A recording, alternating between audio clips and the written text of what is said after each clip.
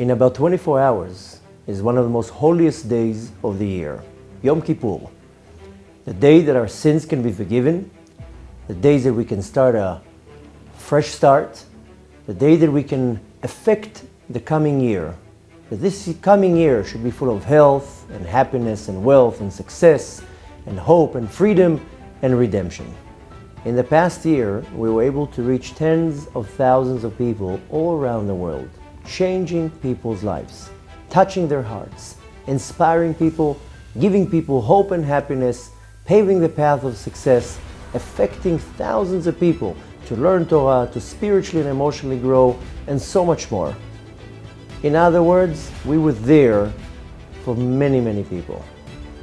And probably you were one of them. Today, we need you. We need you once a year so we can be there for you the entire year. So today I'm asking you to open your heart and to give generously.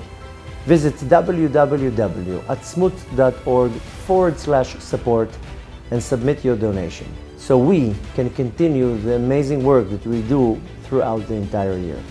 We are offering amazing prizes and raffles for every person that submits a donation. Please join us today. And may Hashem bless you with an amazing year, full of happiness, health, and success.